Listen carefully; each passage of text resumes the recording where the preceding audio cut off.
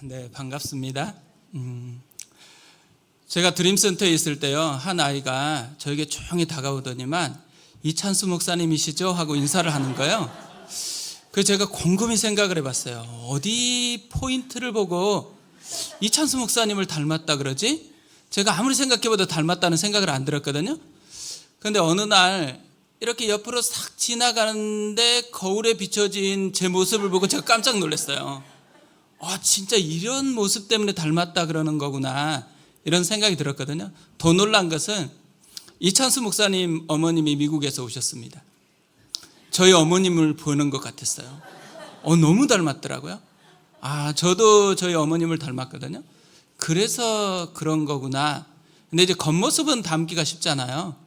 제가 진짜 원하는 건 속 모습을 닮는 거.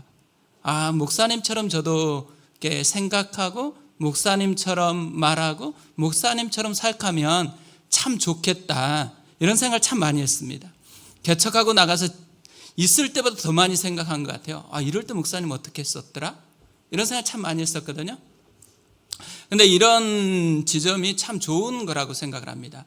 우리도 오늘 이제 예배로 나왔는데요, 오늘 우리가 생각할 것은 이찬수 목사님은 어떻게 하셨을까가 아니잖아요. 예수님은 오늘 우리에게 어떤 생각을 가지고 있을까? 예수님은 오늘 나한테 어떤 마음일까? 이런 예수님을 깊이 생각하면서 오늘 우리가 주님의 말씀을 대했으면 좋겠습니다. 최근에 저는 이제 결핍에 대한 책을 좀 읽었거든요. 근데 그 중에 하나가 결핍은 우리를 어떻게 변화시키는가라는 제목의 책입니다. 하버드대 경영학과 교수님과 프린스턴 대학의 심리학과 교수였던 분이 함께 쓴 책이에요. 그러니까 이 결핍이라는 것이 우리의 삶에 어떤 영향을 미치는가에 대해서 전방위적으로 연구한 책이거든요. 그러면서 여러 가지 결핍이 만드는 효과를 이야기합니다. 근데 제가 그 책을 보다가 두 가지가 특별히 저에게 인상적이었습니다. 하나는 집중력 보너스 효과라는 거예요. 결핍이 집중력을 증가시킨대요. 한 그룹에서 앵그리 블루베리즈라는 게임을 만들어 가지고 실험을 했어요. 앵그리버드라는 게임은 아시잖아요. 새총에다가 앵그리버드를 쏘아서 돼지들을 잡는 그런 게임이거든요. 그런데 이 새 대신에 블루베리를 쏘는 거예요. 그리고 돼지 대신에 이제 그 피자를 맞추는 것입니다. 그리고 이 피자를 맞힌 점수를 계산해 가지고 현금으로 받아가는 굉장히 좋은 게임인 거죠. 그러니까 이 게임에 이제 36명이나 되는 사람이 36명은 아니네요. 그러니까 두 그룹으로 이제 이 게임의 참가자들을 나누었는데, 한 그룹은 블루베리를 많이 준 거예요. 그러니까 6박스를 줬습니다. 대신에 또 다른 그룹은 블루베리를 좀 적게 줬습니다. 3통만 줬어요. 이제 쏘기 시작하자 완전히 확연히 차이가 나는 것이에요. 6통 받았던 사람들은 그냥 쏴요. 근데 3통 받았던 사람은 어떻게 있어요? 신중하게 관역을 집중해서 쏘기 시작하는 거예요. 당연히 결핍이 있는 적은 팀이 훨씬 더 집중력이 높아졌다라는 결과를 얻은 것이죠.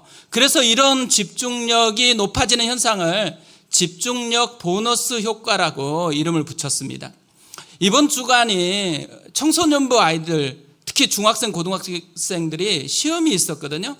평상시에는 집중력이 엄청 없다가도요, 이번 주에는 집중력이 엄청 증가됐어요. 왜 그래요? 집중력 보너스 효과 때문에 집중력이 증가한 거죠.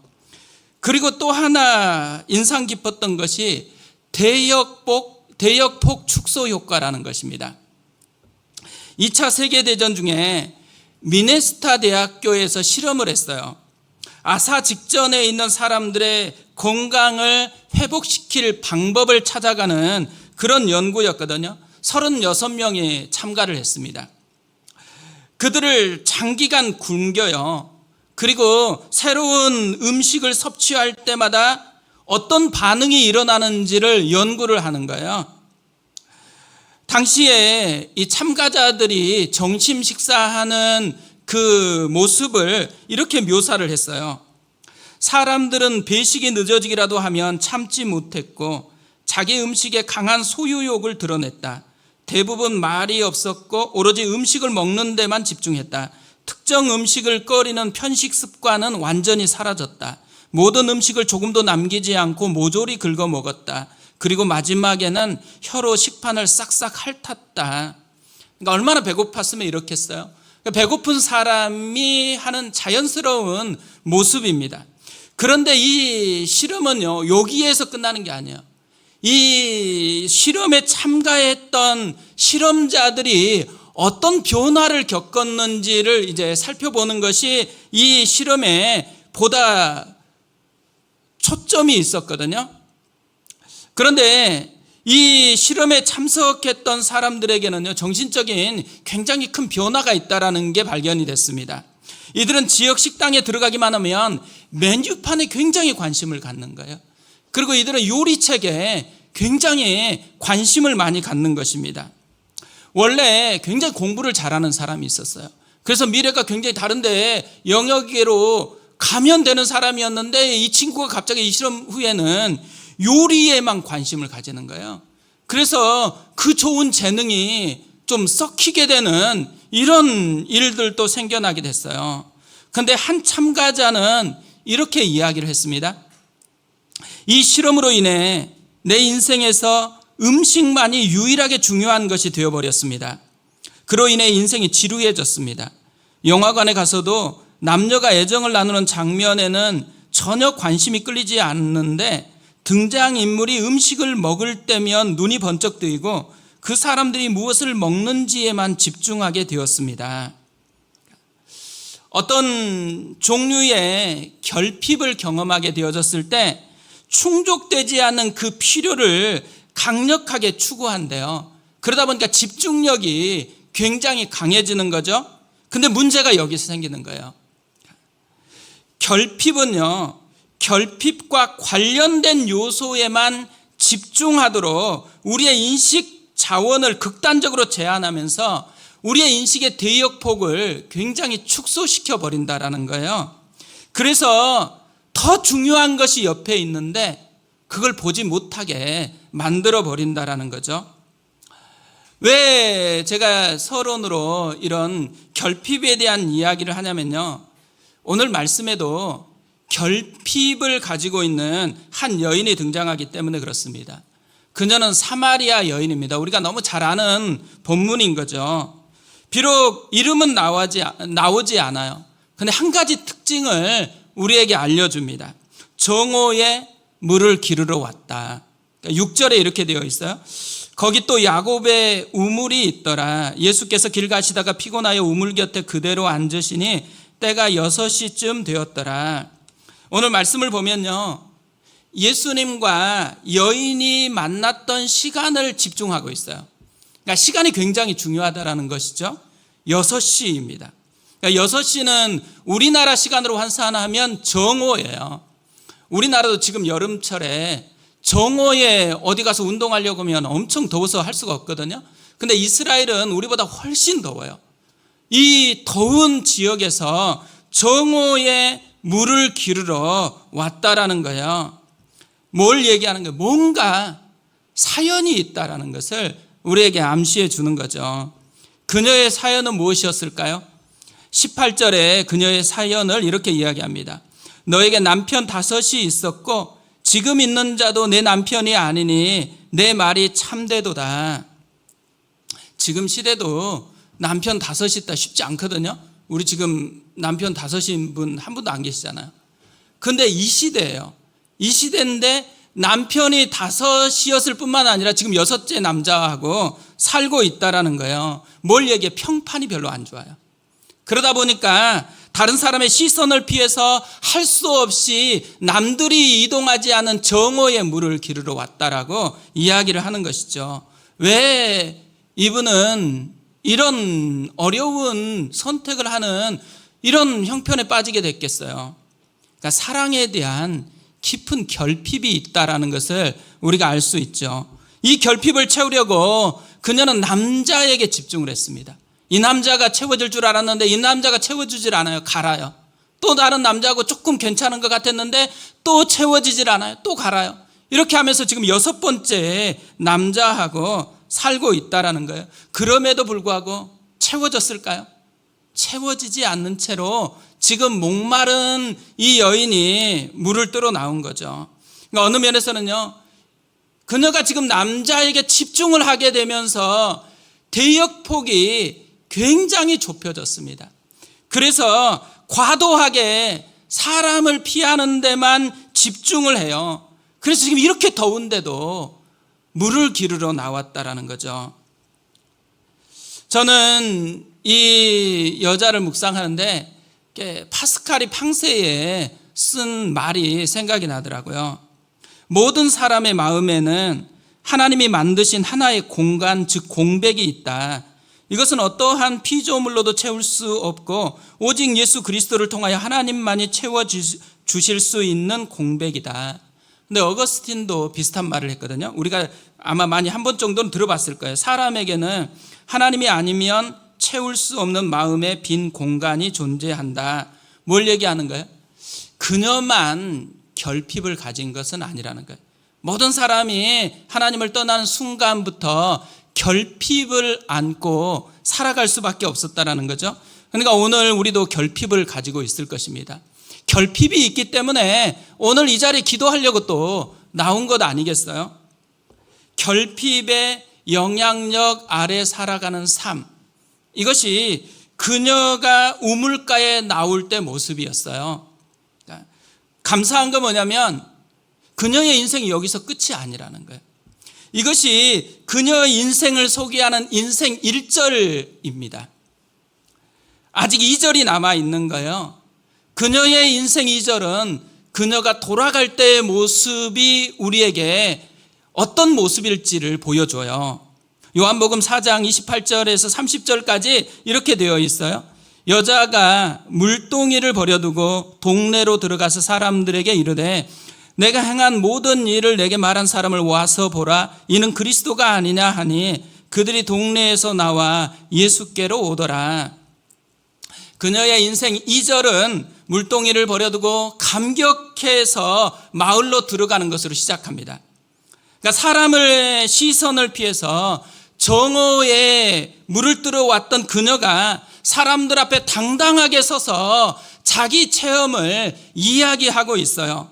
결핍이 사라지고 감격이 시작되고 있는 모습을 보여주고 있는 거죠. 그러니까 물을 기르러 나올 때하고 이제 돌아갈 때 완전히 다른 모습이 되었다라는 거예요. 저는 이 모습을 보면서요, 교회가 이런 곳이라고 생각을 합니다. 교회에 나올 때와 교회에 와서 이제 집으로 돌아갈 때를 바꿔주는 곳, 이것이 교회라고 생각을 해요. 결핍으로 왔다가 감격으로 다시 새롭게 출발하는 곳, 이것이 교회라고 생각합니다. 기도회는 정말 우리에게 이것을 더 생생하게 만들어주는 거라고 생각을 해요. 우리가 기도회 하면 결핍 때문에 나왔잖아요. 돌아갈 때는 감격으로 채워서 돌아가는 것, 이것이 기도회가 우리에게 주는 선물인 것이죠. 오늘 밤에 그런 은혜를 경험했으면 좋겠습니다. 결핍으로 우리가 왔지만 감격으로 나아가는, 돌아가는 그 모습이 우리의 모습 되어졌으면 좋겠습니다. 그녀의 인생 1절과 그녀의 인생 2절은 굉장히 다릅니다. 이 1절과 2절 사이에 어떤 일이 생겼기에 이렇게 변화된 모습으로 나아갈 수가 있었을까요? 오늘 말씀을 보면요, 이 그녀의 인생 1절과 2절 사이에 딱 하나의 사건만 있었다라는 것을 우리가 발견할 수 있어요. 만남. 결핍을 감격으로 바꿔주시는 분을 만납니다. 그분이 예수님이시죠. 예수님과의 만남이 그녀의 결핍을 감격으로 바꿔놓았습니다. 이 한 번의 만남이요, 인생을 바꾸는 만남이었다라는 거죠. 저는 교회는요, 교훈을 받으려고 공부하려고 오는 것 아니라고 생각합니다. 예수님을 만나려고 오는 것이죠. 그래서 예수님이 나를 만져주시는 것 때문에 내 결핍이 감격으로 변화돼서 가는 곳, 이것이 교회라고 생각하거든요. 제가 대학 시절에요, CCC라는 선교단체에서 생활을 했습니다. 순장님들이 주말 되면 또 주중에도요 가끔씩 불러요. 그래서 가서 보면 일단 맛있게 밥을 사줘요. 그리고 나서 현숙 기도실이라는 기도실이 있었거든요. 그곳으로 데려가서 저를 안고 기도를 해주는 거예요.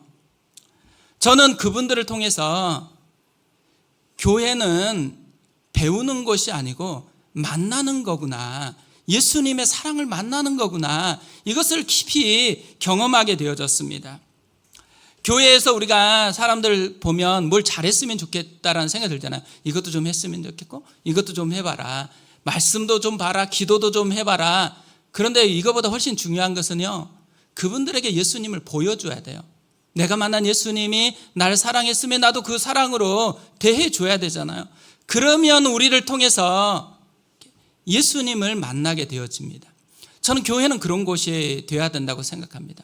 특별히 다음교회의 모든 분들이 그랬으면 좋겠어요. 다음교회에 오면은 누구를 통해서 예수님을 본다, 예수님의 사랑을 느낀다, 이것이 다음교회의 이야기였으면 참 좋겠다는 생각이 들었습니다. 오늘 말씀을 보면요, 예수님과 이 사마리아 여인의 만남에 몇 가지 특징이 있다는 것을 발견합니다. 먼저는 이 사마리아 여인은요, 예수님을 만나기 위해서 전혀 아무 준비를 하지 않았다는 게 특징이에요. 그냥 평상시 하던 대로 물을 기르러 정오에 나왔을 뿐입니다. 그런데 예수님은요, 그녀를 만나기 위해서 준비를 하셨습니다. 맨 먼저 준비한 것, 결심이었어요. 결심. 그녀를 만나야 되겠다 결심했습니다. 3절 4절 보세요. 유대를 떠나서 다시 갈릴리로 가실새 사마리아를 통과하여야 하겠는지라. 그러니까 유대와 갈릴리 사이에 사마리아가 있었거든요. 그래서 유대에서 이 갈릴리로 가는데 가장 빠른 길은 사마리아를 통과해서 가는 것이에요. 근데 문제가 있어요. 이 유대인들하고 사마리아 사람들은 굉장히 사이가 안 좋았습니다. 그러다 보니까 부딪히기 싫어가지고 뺑 돌아서 가는 것이 일반적이었거든요. 그런데 유대인인 예수님이 사마리아를 통과해야 되겠다라고 결심을 했다라는 거예요. 왜 예수님이 사마리아를 통과해야 되겠다고 결심했을까요? 이유는 딱 하나예요. 그녀가 그곳에 있었기 때문에 그렇습니다. 예수님은 무엇보다도 그녀를 만나는 것을 소중하게 여겼다라는 것이죠. 우리가 오늘 기도에 올 때 별로 준비하지 않고 오잖아요. 그런데요, 주님은 준비를 해서 찾아오십니다. 우리를 만나려고 준비를 해서 찾아오세요. 특별히 우리를 소중하게 여기기 때문에, 우리를 만나는 것을 굉장히 소중하게 여기기 때문에 주님은 준비해서 오신다라는 거죠. 특별히 예수님이 준비했던 것 중에 하나는 분위기였습니다. 지금 사람의 시선을 굉장히 의식하는 여인이잖아요. 그래서 사람의 시선을 의식하지 않도록 예수님이 분위기를 준비해요. 일단 제자들과 함께 왔거든요. 근데 제자들을 다 흩어서 보냈습니다. 홀로 우물가에서 그녀를 기다리고 있는 것이죠. 오늘 우리가 이곳에 왔을 때도요, 보니까 청소도 잘 돼 있고, 되게 제가 아까 찬양 이게 듣다가 깜짝 놀랐어요. 우리하고 되게 다른데 뭐가 다른가 했더니만 음향이 굉장히 다를 뿐만 아니라 찬양을 굉장히 잘 부르네요. 이 마음이 이렇게 막 울리는 그런 게 느껴지는 것 같아요. 그러니까 찬양팀이 준비를 했잖아요. 그리고 저도 설교를 준비해서 왔거든요. 왜 준비를 했어요? 제가 얼마나 잘하는지를 자랑하고 싶은 게 아니에요. 우리가 준비하는 가장 중요한 핵심, 예수님을 어떻게 하면 편하게 만날 수 있을까? 어떻게 하면 예수님께 집중하게 할 수 있을까를 위해서 준비를 해가지고 오는 것이죠. 그러니까 오늘 기도회를 할 때 우리의 모든 시선이요, 나를 만나려고 오신 예수님께 집중하는 것이 굉장히 중요하다라는 거죠. 그리고 예수님이 먼저 다가와서 대화를 시작합니다. 그리고 이 대화로 인해서 그녀의 인생이 바뀌었어요. 예수님과 그녀의 대화의 핵심은 뭐였을까요? 하나님의 선물과 그 선물이신 예수님 자신에 대한 이야기였어요. 10절에 이렇게 되어 있습니다. 예수께서 대답하여 이르시되 내가 만일 하나님의 선물과 또 내게 물 좀 달라 하는 이가 누구인 줄 알았더라면 내가 그에게 구하였을 것이요 그가 생수를 내게 주었으리라. 예수님이요, 이 대화를 통해서 그녀에게 뭔가 하고 싶은 것이 있었던 것이잖아요. 그게 뭐였겠어요? 이 사랑의 결핍 때문에 채워지지도 못하는 남자에게 집착하면서 좁아졌던 그녀에게요, 하나님이 계시다라는 거예요. 하나님의 선물이 있다라는 것이죠. 그래서 그녀의 시선을요, 결핍에서 하나님의 선물과 하나님의 선물이신 자신에게 돌리게 하고 있다라는 것이에요. 그래도 그녀가 이걸 깨달았으면 좋은데 깨닫지 못하고 어리둥절하고 있는 거예요. 그러자 예수님이 더 선명하게 자신을 이렇게 소개하여요. 13절 14절입니다. 예수께서 대답하여 이르시되 이 물을 마시는 자마다 다시 목마르려니와 내가 주는 물을 마시는 자는 영원히 목마르지 아니하리니 내가 주는 물은 그 속에서 영생하도록 솟아나는 샘물이 되리라. 사랑의 결핍으로 남자에게 집착했다가 갈증만 점점 더 커진 여인이잖아요. 근데 이제는 더 이상 목마를 필요가 없다고 선언합니다. 왜냐하면 목마름을 충분히 채울 하나님의 선물이 여기에 있기 때문에 그래요. 예수님이 바로 목마름을 채울 영생하도록 솟아나는 샘물로 그녀 앞에 있기 때문에 그런 거죠. 결국 예수님이 그녀에게 하시는 것이 뭔지를 보면요, 그녀의 좁아진 대역폭을 넓혀주고 있는 거예요. 그래서 이제까지 보지 못했던 것을 보게 해주는 것, 이것이 예수님이 그녀에게 하고 있는 거라는 거죠. 엉뚱하게 집중하였던 그녀에게 진짜 보아야 할 것을 보여주는 이 일을 주님이 하고 계십니다. 그래서 결핍의 영향 아래에서만 살아갔던 그녀가 예수님의 영향 아래에 살아갈 수 있도록 도와주고 있는 것이죠. 그것이 그녀의 인생을 결핍 인생에서 감격 인생으로 바꿔 놓았다라는 거죠. 저는 이 말씀을 묵상하는데요, 예전에 보았던 글에 소개했던 한 분이 생각이 났어요. 그러니까 벤 후퍼라는 분이거든요. 이 벤 후퍼는 미국 테네시주의 한 작은 마을에서 태어났습니다. 문제는 아버지가 누군지 모르는 사생아로 태어난 거예요. 그래서 동네에 있는 사람들이 그를 비웃고 따돌렸습니다. 그러니까 따뜻함이 결핍된 채로 외로움 또 서름이 가득 찬 어린 시절을 보내고 있는 거예요. 12살이 되었을 때 이 마을 교회에 한 젊은 목사님이 부임을 해왔어요. 근데 이 목사님이 가는 곳마다 분위기가 굉장히 밝아진대요. 그리고 많은 사람이 격려를 받는다는 소문이 돌기 시작했어요. 이 어린 나이에 후퍼도 너무 궁금한 거예요. 그 목사님이 어떤 분이신지. 그리고 자기도 좀 격려를 받았으면 좋겠다, 이런 마음이 들었어요. 그래서 주일에 교회를 찾아갔습니다. 근데 사람들이 자기를 또 놀릴까 봐서 다 사람들이 앉아있는 늦은 시간에 교회에 가가지고 축도를 하려고 하면 빨리 도망쳐 나오는 이 일을 반복한 거예요. 그런데 어느 날요, 축도를 하기 전인데 하나님이 이 어린 후퍼의 마음을 만진 거예요. 그 은혜가 자기 가운데 이게 나타나니까요, 기도를 하잖아요. 그러다가 축도가 끝났는지도 모르고 계속 기도를 하다가 이 도망가는 것을 놓쳤어요. 눈을 뜨고 이제 가려고 하는데 앞에 이미 줄이 꽉 차 있습니다.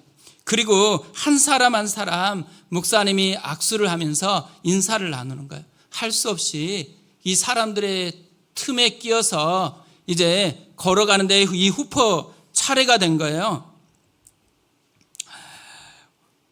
목사님이 손을 내밀면서 이렇게 말을 했어요. 넌 누구니? 네가 누구 아들이더라? 갑자기 분위기가 엄청 썰렁했습니다. 사람들이 다 아는 거잖아요. 얘는 아빠가 누군지 모르는 사생아인데, 후퍼도 너무 당황스러운 거예요. 그래서 고개를 떨구는데 목사님의 표정이 환하게 밝아지더니 이렇게 말했어요. 아, 네가 누구 아들인지 알겠다. 네가 아버지를 닮아서 단번에 알아볼 수 있었지. 깜짝 놀래가지고 후퍼가 고개를 확 쳐들었는데, 목사님이 후퍼의 인생을 바꾸는 결정적인 말을 했습니다. 넌 하나님의 아들이구나. 후퍼는요, 망치로 한 대 맞는 것 같았어요. 그래도 당황해가지고 급하게 이 자리를 벗어나려고 뛰어가는데, 이 뛰어가는 후퍼의 등 뒤에서 목사님이 다시 이렇게 계속해서 외쳤어요. 하나님의 아들, 하나님의 아들답게 훌륭하게 살아라. 훗날 이 후퍼는 테네시 주의 주지사가 됐습니다. 그리고 크리스찬으로서 굉장히 좋은 리더십으로 영향을 끼쳤어요. 이렇게 자서전을 기록했는데요. 이 자서전에 이런 글을 남겼습니다. 목사님으로부터 넌 하나님의 아들이야. 하나님의 아들답게 살아. 그 말을 들은 바로 그날이 주지사가 태어난 날이었습니다. 처음으로요, 이 후퍼라는 아이가 좁혀졌던 대역폭이 넓혀진 거예요. 그래서 결핍의 영향력 아래 살았었는데, 이제는 처음으로 하나님의 영향력 아래 사는 인생으로 발돋움이 된 거죠. 그래서 결핍이 감격으로 바뀌어졌습니다. 이런 일이요, 사마리아 여인에게만 있고 후퍼에게만 있다. 그럼 우리는 얼마나 억울해요. 차별하는 것도 이렇게 차별하면 안 되잖아요. 오늘 밤에 오신 분들은 열망을 가져야 된다고 생각해요. 하나님이 차별하시는 분이 아니시면 오늘 하나님이 이 사마리아 여인에게 인생 2절을 만들었던 것처럼, 오늘 후퍼에게 그렇게 하신 것처럼 내 인생의 대역폭을 넓혀서 보이지 않았던 하나님을 보게 해달라는 은혜가 우리 가운데 일어나야 되는 것이잖아요. 저도 그런 것들을 되게 사모하거든요. 말씀을 보면 이 말씀을 먼저 내가 경험하기를 원하지, 성도님들이 경험하는 것보다는 먼저 경험하고 그것을 맛본 것으로 설교를 하기를 원하는 거거든요. 근데 저도 최근에 이런 경험을 좀 했어요. 저희가 이사를 했거든요. 그러면서 최근에 이제 안방에 너무 더우니까 커튼을 이제 달게 되어졌습니다. 매뉴얼을 보니까 이 브라켓을 4개를 설치하고 거기에 봉을 고정시켜서 커튼을 쳐라고 나와 있더라고요. 그래서 그렇게 했어요. 근데 보니까 제가 주문을 잘못했어요. 가로 사이즈가 너무 적어가지고 여기 중간, 그리고 중간 남아있고 또 요 정도. 그래서 이 사태를 어떻게 해야 되지? 당황해서 하나 더 살까 하고 있는데 아내가 사지 말재요. 대신에 위에 있는 브라켓 하나만 빼달래요. 그래서 이쪽으로 해서 좀 이렇게 눈 있는 데만 가리고 그렇게 지내자고. 그래서 어떻게 해요? 제가 실수했으니까 원하는 대로 이제 브라켓을 하나 빼려고 이제 나사를 돌려서 브라켓에 나사를 뺐어요. 그리고 브라켓을 빼려고 하는데 이 봉에 걸려 있다고 보니까 잘 안 빠지는 거예요. 그래서 힘껏 이렇게 당겼는데 브라켓이 빠지는 게 아니라 손이 미끄러져 가지고 요 튀어나온 모서리에 엄지손가락에 엄청 세게 부딪힌 거예요. 그러면서 보니까 피가 나더라고요. 그래서 너무 이 고통스러운데 신기한 현상이 생겼어요. 화가 치밀어 오르는 거예요. 근데 생각해보세요. 고통이 크겠어요? 화가 크겠어요? 놀라운 것은 화가 더 크더라고요. 그래서 이 화가 나는데 이것을 아내한테 쏟아버리면 이때까지 점수 땄던 거 완전히 망가지니까 그건 안 되겠고 끙끙거리는데, 그런데요, 그 순간에 한 가지 기억이 떠올랐어요. 분당우리 교회에서 제가 주차부를 섬겼거든요. 주차부 때 있었던 일이 갑자기 생각이 나는 거예요.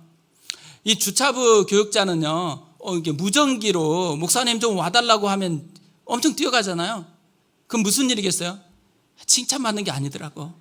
막 열심히 달려갔더니만 가니까 차 안에서요, 한 분이 온갖 욕설을 이 집사님에게 퍼붓고 있는 거예요.